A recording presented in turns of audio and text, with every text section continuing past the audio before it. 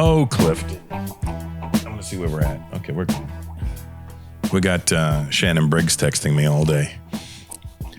Shannon Briggs? The fighter. Okay. Boxer, former 2-time heavyweight champion of the world. No, I used to be big into fighting. Yeah? And then, martial arts and fighting. I do all my stunts when I'm fighting. It's Shannon Briggs. And that looks like every boxer. Yeah. Every big. Yeah. I used to do a lot of fighting. Yeah, I mean, teaching martial arts, Muay Thai. I started Muay Thai in '87. Yeah, I started boxing in '85. And okay. Was just amateur, and then I do jiu-jitsu for the past 5.5 years. Oh, awesome. Yeah. Yeah. I love doing my own stunts and films. I'm always scared to do them.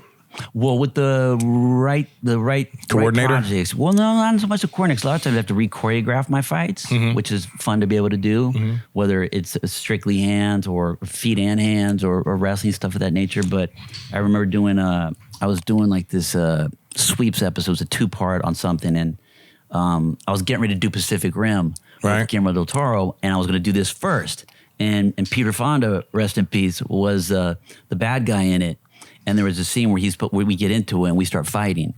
And my director was like, "Hey, so I hear you like to do your own stunts." I said, "Yeah, yes, that's what you heard, huh?" He goes, "Yeah, it's not true." I was like, "No, it's true." So you excited to do this one? I said, "No." I said, "What do you mean no?" I said, "No, I'm not doing this one." He goes, "Well, I thought you do your own stunt." I do, but I'm getting ready to do a big film, and all due respect to the show, but and I love Peter to death, but Peter's older, and these things happen. I don't want to. I don't want to be the guy that hurt Peter Fonda. I know I've got a stunt man. Oh, I'm not going to hurt Peter. Yeah. But I know Peter he was in his 70s at the time. His motor skills, and I've worked with him before, so I know how he works. You could see the deterioration even. In short, so I showed up the next day and I said, "How'd the fight go yesterday?" "Oh, God." Oh, the director's friend, and there's a girl director. She came in to do the other fight scene, and she got her nose broken. And then your stuntman got his cheekbone busted and his lip busted. And then Peter just started punching the cement because he was so mad that he punched the guy. And I was like, "Oh, and you wanted me to do that stunt?" Yeah. See, now you see why I backed out of that one. Exactly. Yeah, it's not because of course I'd love to do a fight scene. Do you know a lot of the stunt coordinator guys in LA, like Pete Antico? Do you know Pete? It's been a minute because I've done, when I was younger, I did a lot more violent films. Yeah, you sure did. Because you could do a psycho really well. You do crazy really well. It's a good thing that I have a place to vent. Yeah, it's a good thing. Because imagine. And that's the thing, because people don't realize, like, whose home would I be in if not for movies? No, I always tell people, I go, when you see actors doing things, it's not, they didn't randomly pick this energy out of nowhere. That's something that's inside of them. That's something that was there. Well, if they weren't an actor, that could have been them. I would agree with you in a lot of different ways. 187, I'd kind of been out of the hood. That was a great movie.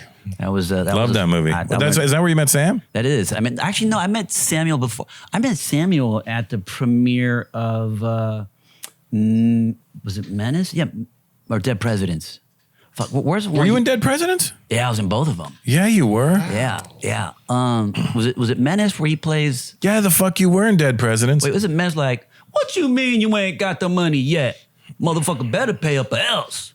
And he's like, "I told you I'd pay your monkey ass when I'm ready." Oh, yeah, I said I'll pay your monkey ass. That was, what's his name? Jimmy. Yeah, I'll pay your monkey ass when I feel like it. Yeah. What? Yeah. And he started blasting on him. Oh, that's my face. So that's where I met Sam for the first time. And I love that. That's one of my favorites. Me and Jacob Vargas memorized those lines. We used to play that back and forth, that scene, which was so much fun. I always feel like Lorenz Tate should have got an Academy Award nomination a couple of times. Yeah, he went on. And Chris Tucker could have got one for Menace. I mean, for Dead Presidents. For Dead Presidents. Yeah, because Chris Rock auditioned for that, and there's quite a few people that auditioned.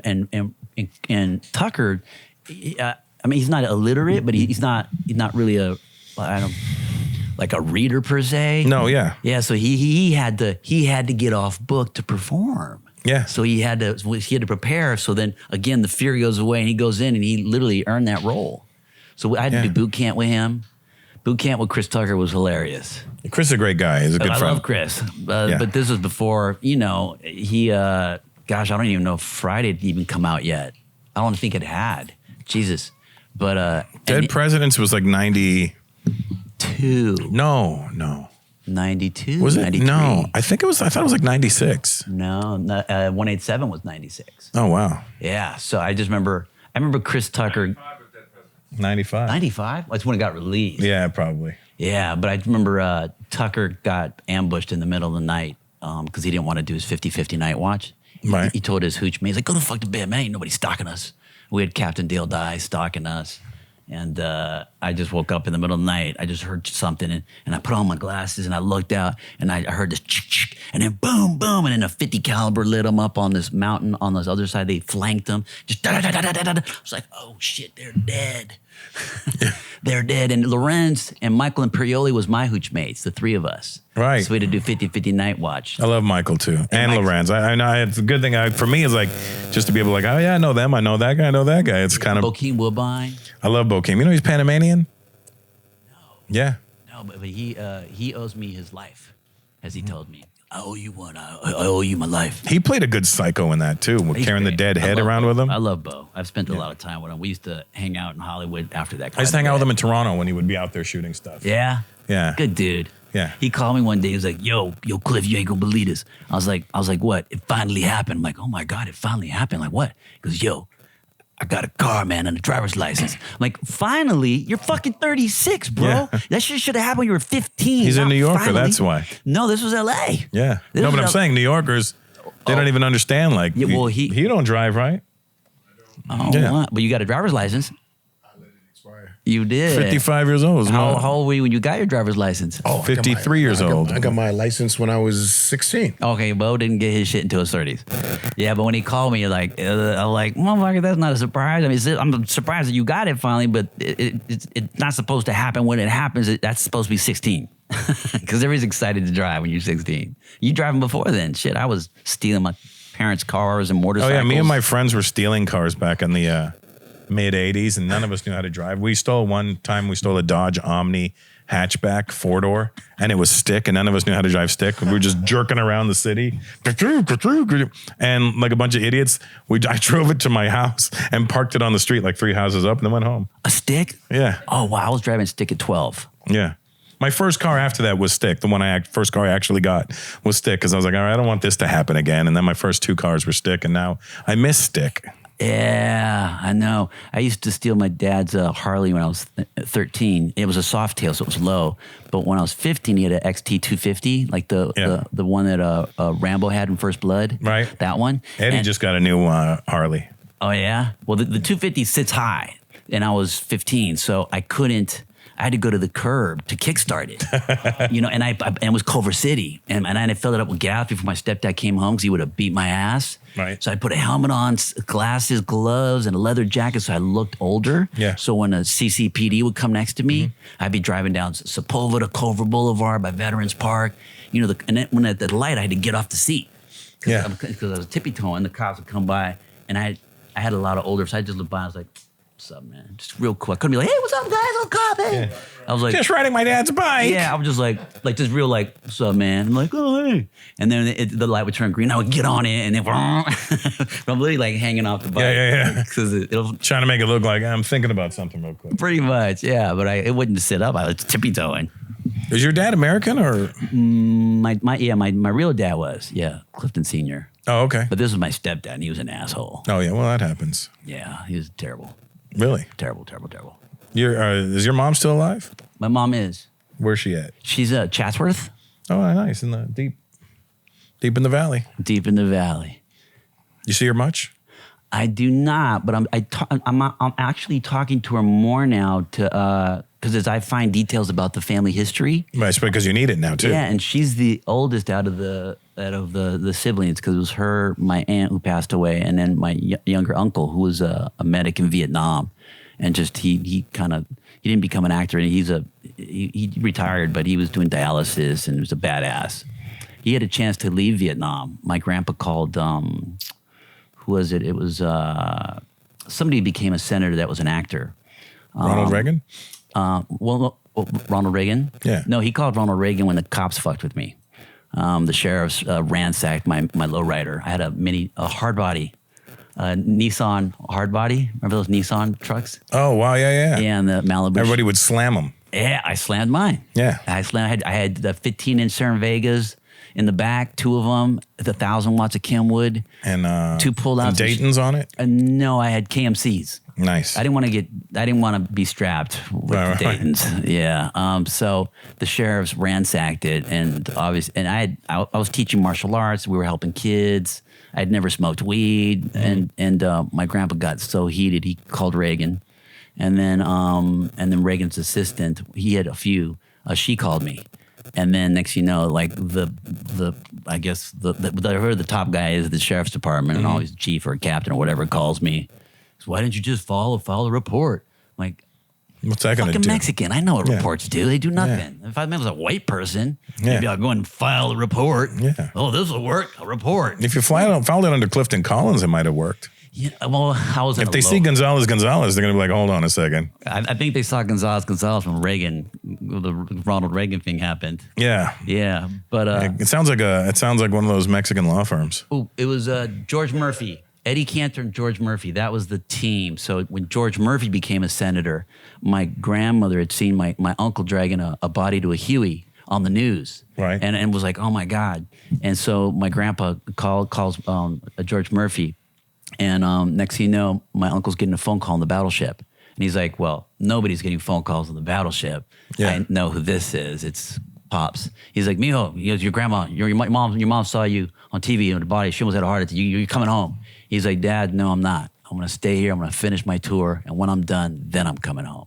Yeah. Wow. Yeah. And then he started cursing in Spanish. And the radio guy, Mr. Gonzalez, English, please, Mr. Gonzalez, because you couldn't speak another language besides English. Wow. Yeah. But life was so hard at home, he'd rather stay in Vietnam. Wow. So we had a very violent upbringing. Yeah, I guess it sounds like it did. Yeah. It's a great therapy session for you. I think this it is a great therapy session, but you got to get through the pain. You got to that's the thing. You got to I always say you got to say things sometimes to hear it. So and that sometimes could be bad in a relationship. With I'll just say something because I want to hear how it sounds, and then they're like, "Why would you say that?" I go, and you can't explain it. They think you're deflecting, but I'm like, "No, I really just need to hear it out loud." Oh, so you repeat it. Yeah, I'll be like, and they're like, what the fuck was that? I go, I just need to hear it. And if I hear it, then I understand it better. It helps for me too. It helps for me to hear it from other people. Yeah, that's true. Well, like my grandfather telling me I could act because I didn't think I could. I was afraid. I didn't think. You're genetically predisposed to it. Why? You're so deep in the forest, you can't even smell the pine needles. Yeah. You know what I mean? Yeah, You're just like.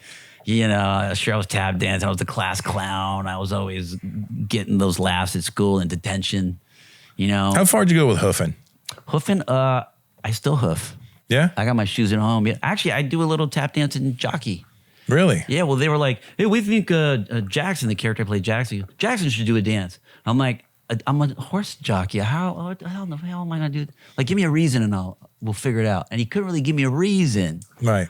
So I found all these horseshoes all over the track, just all over the place. Mm-hmm. And I thought, fuck, instead of tap shoes, maybe I can make some. So with these, I got a bunch of these old ones. Yeah. So when they're not real white, I can't wear them at premieres. Right. When they get old, so I could do like housework and shit and shoveling and shit. Oh, yeah, old sneakers. Yeah, so I brought three pairs. I brought 3 pairs. I put the bottle caps on the heels and horseshoes on the front. Weren't they fucking heavy? They were heavy. And it took me a day to adjust. My calves were sore. And so I practiced for a little bit. And that's actually on my Instagram. I put a little post with Tabo Carter's I Get the Blues just to see how it worked. And then I follow you. Why have I not seen this? It was during the Jockey period when we were filming. You'll see a whole little section. Okay. Just a handful of photos, but you'll see the tap dancing there.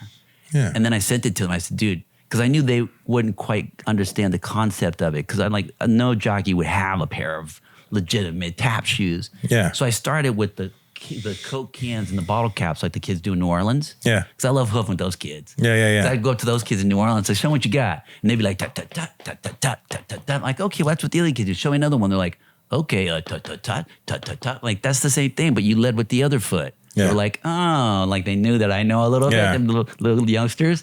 And they're like, okay, like, show me what you got. And then they show me a different move. And I'm like, okay, so then I throw them a little five, and then all the other family come running across. I'd see like, because I'd always go with like, I'd get like $100 every Saturday, and I'd get a bunch of fives, and I'd go to any of the musicians or the dancers. Yeah. And I would just go, like I'd leave my hotel early in the morning, and the trumpet play, anybody who's doing anything that's entertainment. Right. You know, and I'd just be dropping fives everywhere. And that was my Saturdays in New Orleans and Sundays. I loved doing that. Yeah, see, a lot of guys would take that 100, turn it into ones, and go to the strip joint. But Well, the strip joint is John Olmsted. That was kind of like my second home, Hustler.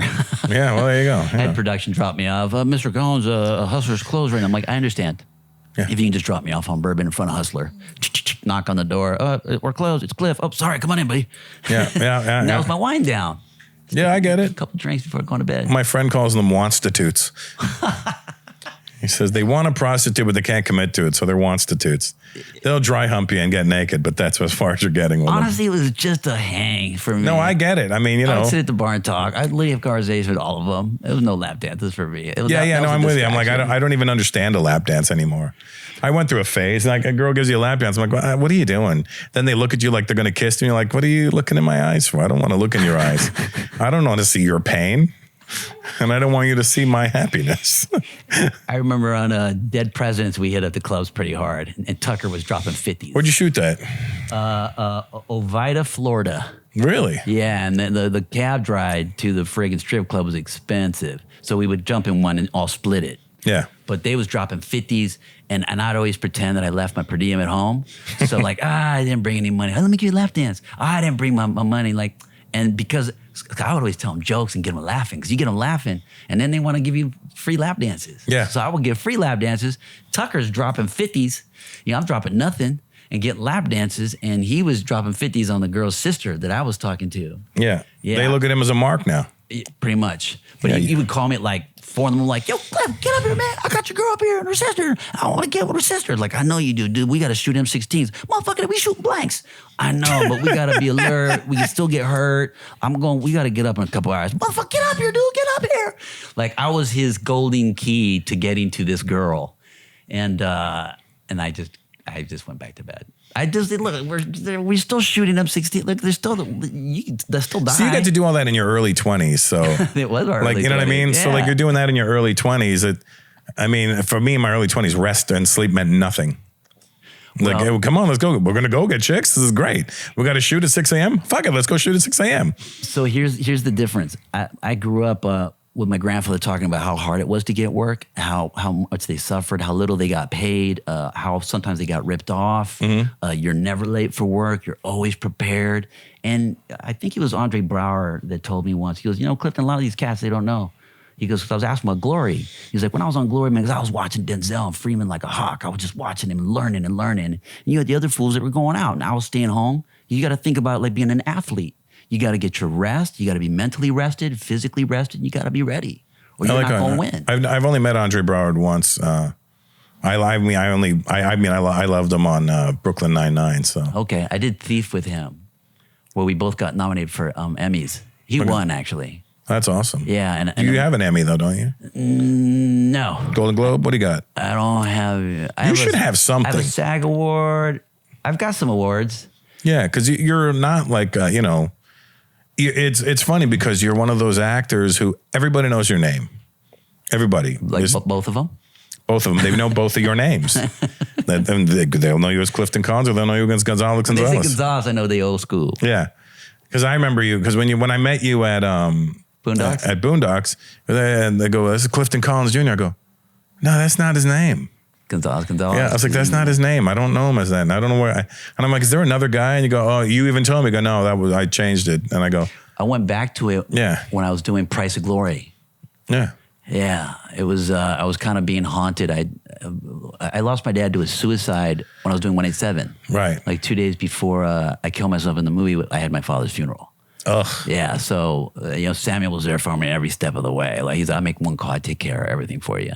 So it was always a weird thing being Gonzalez, knowing that I was, because I remember in the morgue scene with Samuel, and what high school movie has a morgue scene? It's a high school movie. Yeah. I said, Sam, this is really weird, man. He goes, what? I said, well, you know me as Clifton Gonzalez, but I'm really Clifton Collins Jr. And we're here doing a fancy movie with you and Mel Gibson producing Icon Productions, and I'm Clifton Gonzalez pretending to be dead when the Clifton Collins Sr. is really dead, really in the morgue right now, today. I just got off the phone with my sister asking me if I wanted anything from the morgue, which is very surreal, like art imitating life. I don't know what the hell you call it. I have that a lot in my life, like those weird moments. So, and then when I did Light It Up, right from Light It Up, I went straight to Price of Glory, and then Light It Up, people called me and they said, hey, are you going to go by your Collins name or Gonzalez? And I was like, that's trippy, because I never ever talked about going back to my birth name. Yeah. Although I was tired of getting fucked with when you travel, like, well, there's an alias or somebody's usually this, or residuals, or like somebody's by the name Gonzalez has got your social. No, that's me. Well, who's Collins? That's me. I had to send copies to the IRS for every residual check. I still got like 40, I found 40 prints of my driver's license, my socials, my SAG card, because I had to mail it with every IRS thing. And that was a pain in the ass. And then when they called me, like we were thinking about if you wanted to go back to your birth name, I was like, and then we were shooting at the Inglewood Forum, and my dad had lived in a trailer park across the street. Oh, wow. I got the phone call. And John Seda and I had gone outside, so I had a phone signal, and it happened to ring, because I wouldn't have got it had I been in the boxing ring with John. Right. And then I picked it up, and I just took that as a sign, like I got to follow the signs. Like, I honored my grandfather for 10 years. Hey, by the way, you got in fantastic shape with that movie. I went from I was at 165, and I dropped to 150 with Benny the Jet, one of my childhood heroes. Oh, yeah. 6 weeks of... I met Benny. I love Benny, Sensei Benny. I met Benny at a martial arts thing in Vegas a few years ago. He's special. Yeah. That whole family's special. Yeah. That's I'm very involved in that world too. So I meet a lot of these guys too. Bill Wallace I got to meet. Oh, wow. Superfoot. Yeah. Superfoot Wallace. Yeah. I met him right before he passed, actually. Oh, wow. I did a Walker Ranger with Chuck? With Carlos.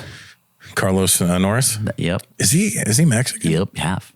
Really? Carlos Norris. Wow. Oh, you want to look up his? Did you know that, Eddie? One. Chuck Norris is half Mexican?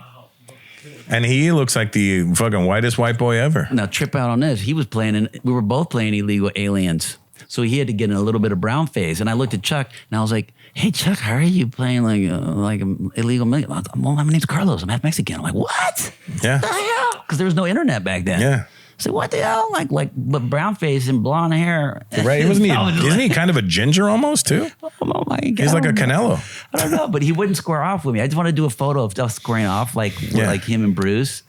And he wouldn't do that with me. Really? Yeah. He trained under my jiu-jitsu teacher. He got his black belt from Jean-Jacques, from the Machado brothers. Really? I trained with Jean-Jacques Machado. Okay. And Hegan as well. Jean-Jacques is actually my son's godfather. Oh, wow. I wouldn't mind getting into some of that stuff. Oh, you would love jiu-jitsu. Oh, I think so. Especially for guys our age, it's even better because it's, Groundwork.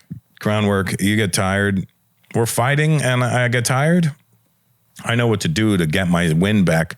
I just pull you in my guard and be like, all right, now I can rest a little bit. Just a big old hug. Yeah, no, you hang on. I pull you in, I hang on. Yeah. And if you're in top position, I just have to wait for you to move.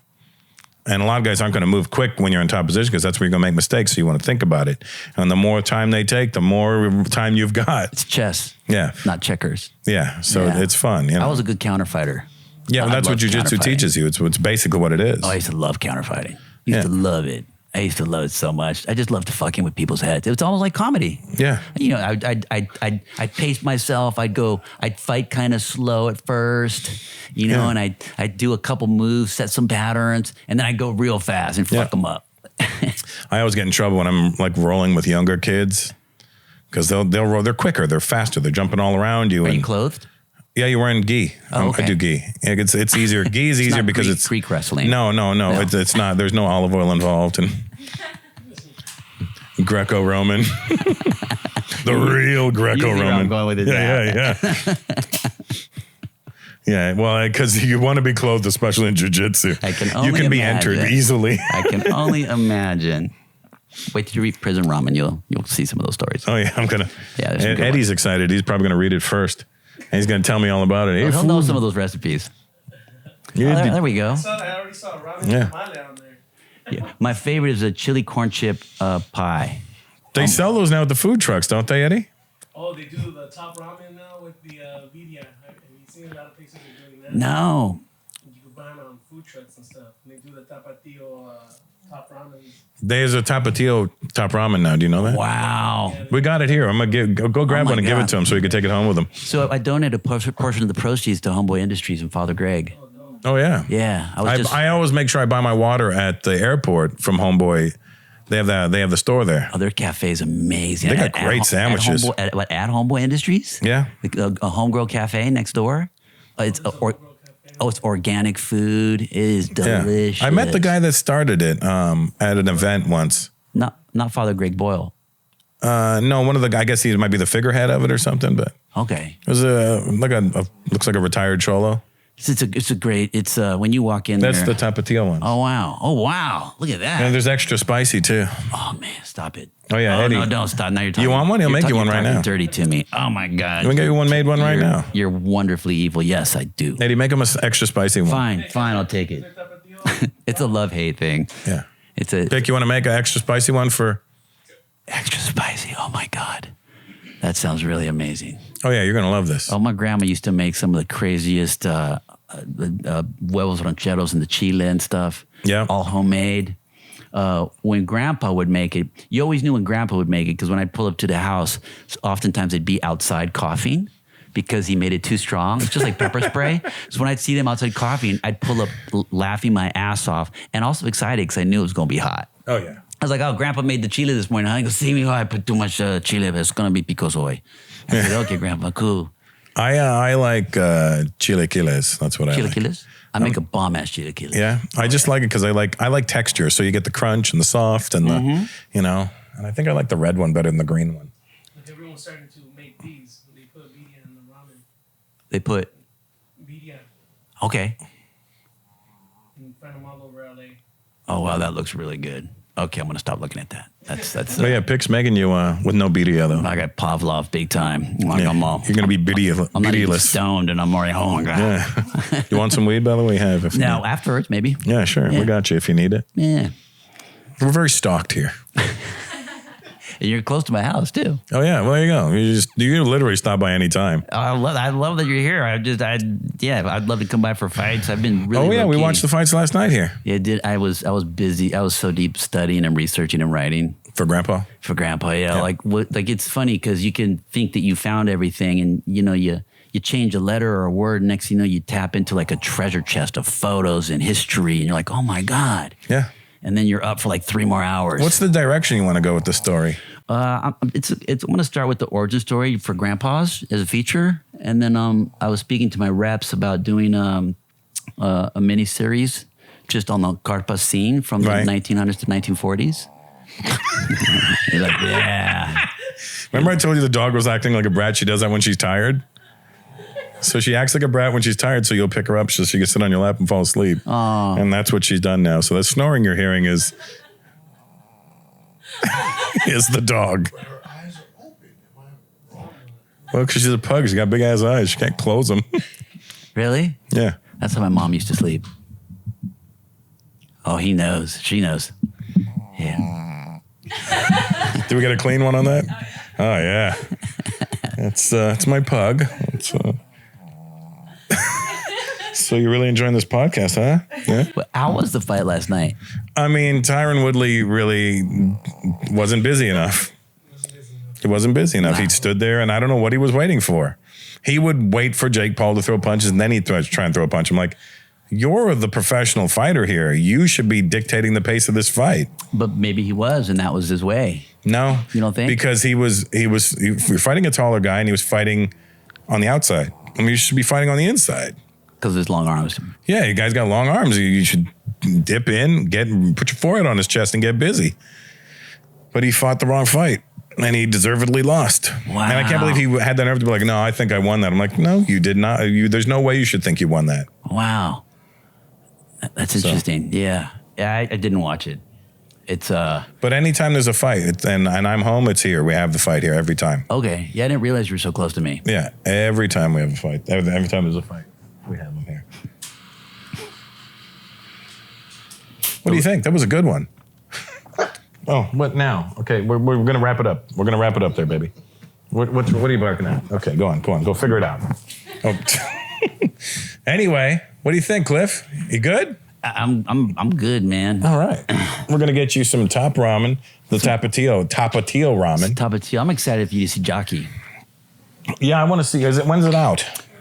It'll be out in December, but I might be able to get you a link. Yeah. They do that now, and I still haven't. I've been sent a few links, and I still don't know how to operate it. Yeah, this one will be a very special, closer link, so you won't have to go through the whole rigor mortis, the whole thing of.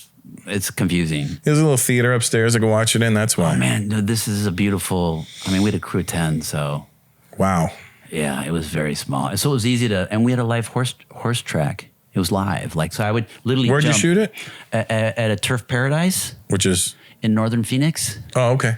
Yeah, there was a church on every corner. That part scared me. Yeah, that just freaked me out. That kind of stuff. When you walk 3 miles and you pass 8 churches, you're like, how evil are these people in this town? You need this many churches. That's what I say all the time. Are you people this bad that you need this many churches? Yeah.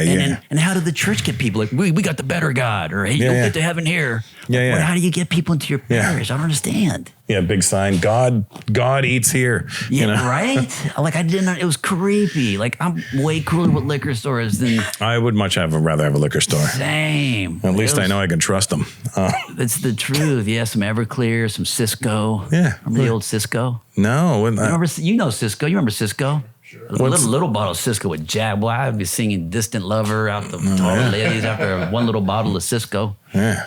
Grape. It tasted like solid, liquid Kool-Aid syrup. Ooh, that sounds good. Yeah, but one little. I remember my homeboy from Watts here, homie. I'm like, what are you clowning me? You got a big old OE, and I got a little purple Cisco. Yeah. Don't worry, you'll be fine. I'm like, whatever, dude. Well, distant lover. I'm singing it, walking out the club, just literally singing to chicks man, I know them personally. I haven't met none of these girls. I'm singing to all of them. You're fearless in your 20s. Oh yeah, fearless. I could take all these girls home. Oh, I was that guy. I was terrible in my 30s when I started drinking. That's when I was. I became really I was getting laid a lot because I was my game stepped up. Oh, wow. My fears went away. I was like, let me talk to this girl. I didn't realize what a bad reputation I had until I got engaged. And then did you have a bad reputation? All my exes came out. A bunch of them were mad at me, and then chicks didn't believe it was happening. They thought it was this can't be happening, because I've never been engaged. And I got engaged. I've been engaged. The woman I'm with now, I'm actually marrying her. So, but when? Next year. How long? We have a date and everything. I just don't want to say the date on here. For 4 or 5 years. No, we haven't even been together that long. Oh, okay. Year and a bit. Oh, okay. But we clicked it like that. We get it's that when you go, I went, fuck, I get it now. I get it. How beautiful is that though, to find a compatible. Yeah, and she's from Long Beach, you know what I mean? She's not Strong Beach. Yeah, she's from the hood part of Long Beach, 9th and Elm. Oh, I love it. Yeah, so she's not like a little prissy one. Right, but there's something beautiful about people that come from places where they had to climb out of and rise out of. We're very similar in that regard. We both did what we had to do to get to where we had to get. It builds character. Yeah. So struggle. We both appreciate struggle. And we don't appreciate people who don't appreciate struggle because I'm like, you don't know struggle. You don't really know adversity. I can't even hang out with you. Yeah. I can't. I just can't. And I always liken it to boxing. Everybody thinks they're going to be good at this. And the first time you get cracked on the jaw and you feel your legs go wobbly and the birds are singing around your head, you go, wow, why did I do this? It's the same with comedy. The first time you get booed off stage is when you find out, are you going to do this more or are you going to quit? How was that? It made me stronger because it made me realize, don't let that happen again. It's the same thing with boxing. Oh, did I just drop my right hand? Remind me to keep my right hand up next time. Right, but you're not on a stage though. Well, you are sort of. I mean, people are watching you. Right. But people didn't pay to come watch you box. Yeah, right, exactly. Whereas here, you're hoping to have a career of sorts. Yeah. Right. So I would imagine. So the first time is the worst time. Is it? Yeah, because you're like, wow, and you play it back in your head and you realize it was you. It wasn't them. But you also got to know who you're playing to. Yeah, and I was green. I was 4 years into the stand-up then. That was 1993, I've been doing it 32 years. So at that time, I was like, ugh, my mouth went completely dry.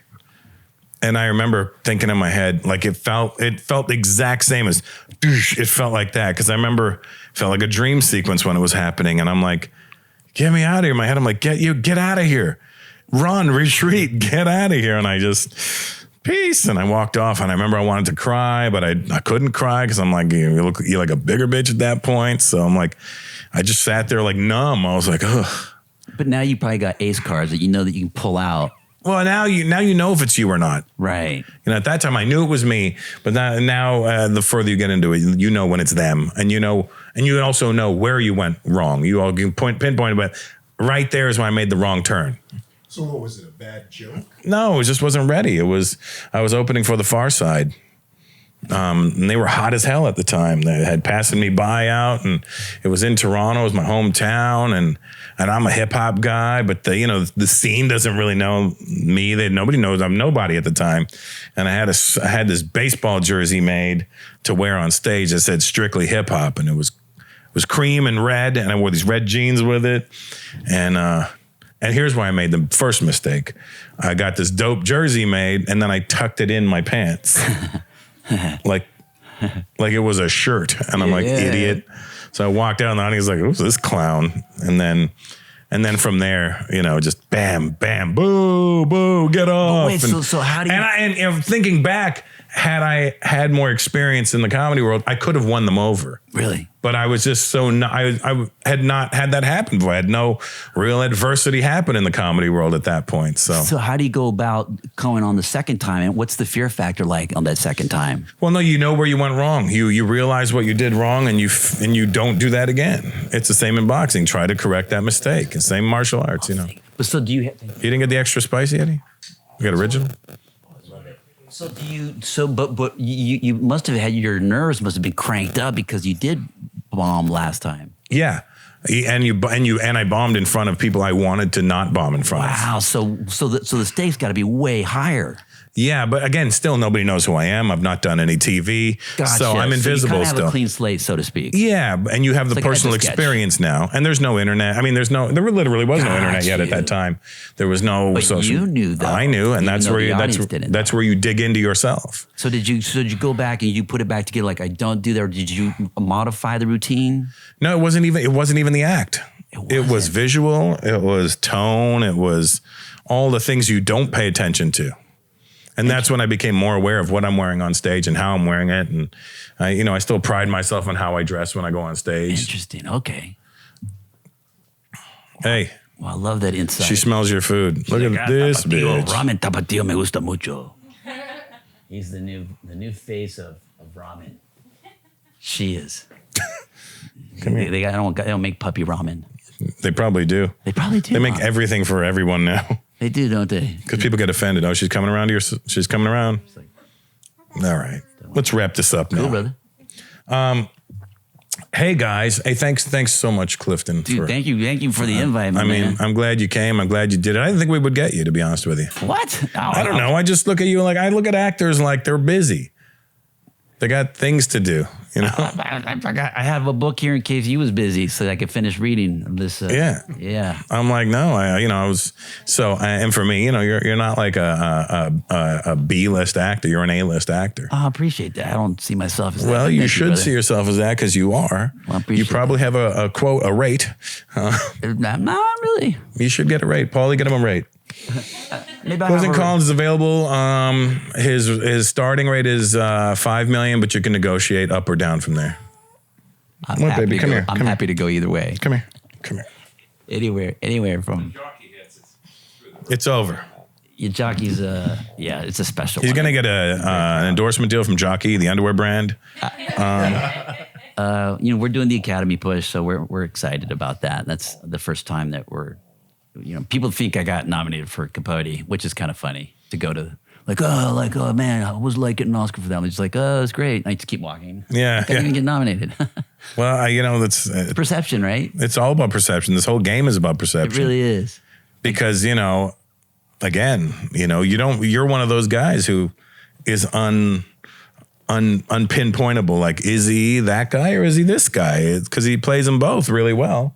which guy is this guy, you know? And that's fun for me. Yeah, because you can play it off according to how you feel. How you want that person to perceive you is how you can handle the situation. Do I want them to know I'm a nice guy? Maybe I don't.